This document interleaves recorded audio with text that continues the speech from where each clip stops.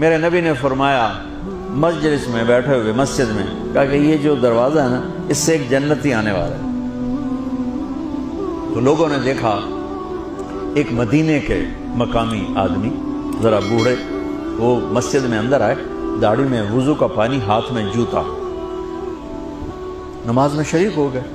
اگلے دن آپ کی محفل تھی تو آپ نے فرمایا یہ جو سامنے دروازہ ہے اس سے ایک جنتی آ رہا ہے۔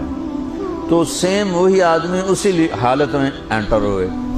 اگلے دن ہوا تو آپ نے کہا اس دروازے سے جنتی آنے والا ہے، ٹھیک وہی آدمی اسی حالت میں انٹر۔ اس مجمع میں ایک صحابی بیٹھے ہیں، ان کا نام ہے عبداللہ بن عمرو۔ یہ 1,24,000 صحابہ میں ان کی ایک اسپیشلٹی ہے کہ یہ سب سے زیادہ عبادت کرتے تھے، سب سے اتنی عبادت کسی نے نہیں کی۔ ساری رات نفل پڑھتے تھے، سارے دن کا روزہ رکھتے تھے، اور دن رات میں ایک قرآن ختم کرتے تھے۔ کوئی ہمارے جیسا اول تو کر نہیں سکتا، کرے گا تو چوتھے دن پاگل ہو جائے گا، دماغ خشک ہو جائے گا، اور انہوں نے نبھا کے دکھایا۔ رات پوری تہجد، دن پورا روزہ، اور رات اور دن میں ایک ختم قرآن۔ اب ان کو خیال آیا کہ یہ بابا جی مجھ سے بھی زیادہ عبادت کرتے ہیں، جو ان کو یوں ڈائریکٹ جنت کی بشارت ملی اور مجھے نہیں ملی،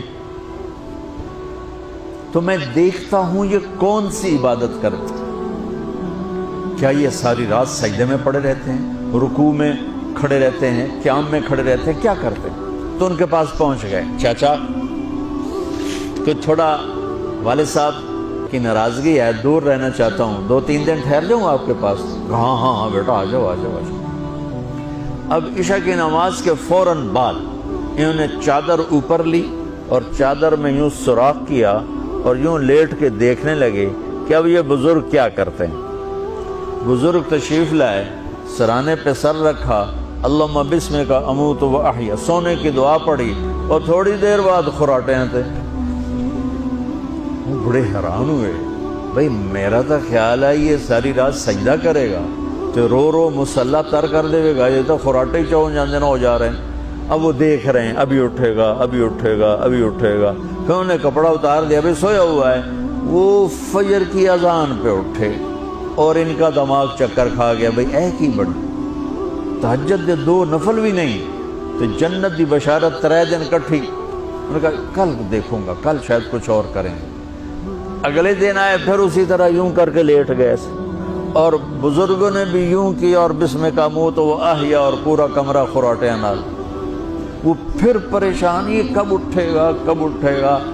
فجر کی اذان پہ اٹھے تو اور ان کی حیرت بڑھ گئی، کہنے والا سچا، اس کے بات کو تو چیلنج ہو نہیں سکتا، وہ محمد مصطفیٰ ہیں، لیکن یہ چکر کیا ہے، یہ جنت مل کیسے رہی ہے؟ چلو ایک رات اور صحیح۔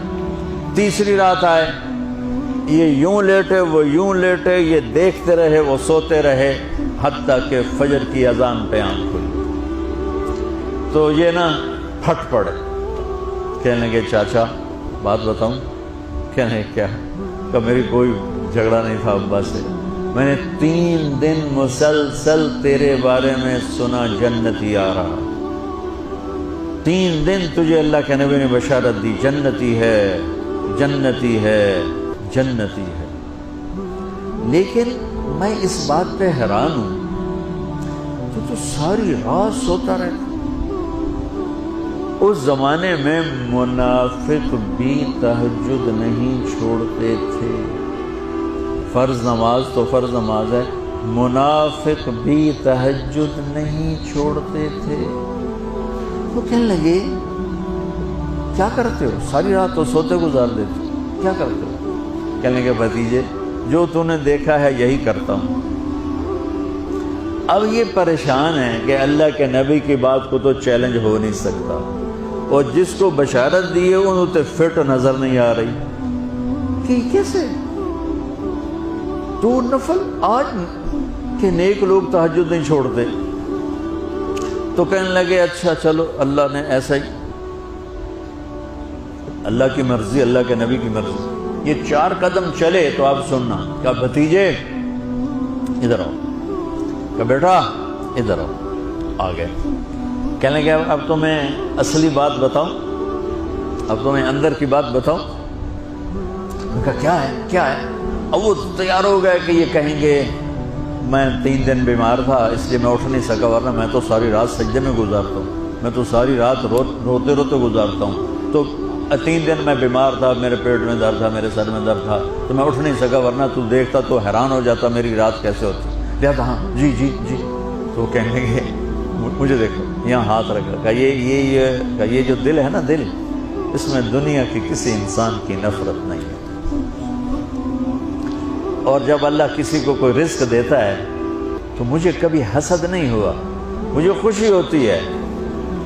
تو ان کی جو باڈی لینگویج تھی نا، حیرت میں ڈوب کے وہ کہتے ہیں ہاں بات ہے سمجھ آ گئی یہی سے. انہوں نے ایسا نہیں کیا، وہ کہنے لگے ہاذا ہوا، اچھلے اپنی جگہ سے، ہاذا ہوا، یہ چاچا اب سمجھ میں آ گیا، سمجھ میں آ گیا. یہی ہے جو آپ کا سینہ اللہ نے پاک کر دیا ہے، اس پر آپ کو جنت ملی ہے.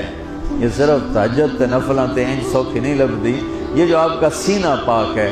اب پہلی حدیث کے ساتھ جوڑو، میرے نبی نے فرمایا میرے بیٹے انس، میری ایک عظیم الشان سنت ہے کہ اپنے دل کو دنیا کے انسانوں سے، میرے بچوں سنو، یہ نہیں فرمایا مسلمانوں سے دل صاف رکھ، فرمایا پوری دنیا کے انسانوں سے دل صاف رکھو.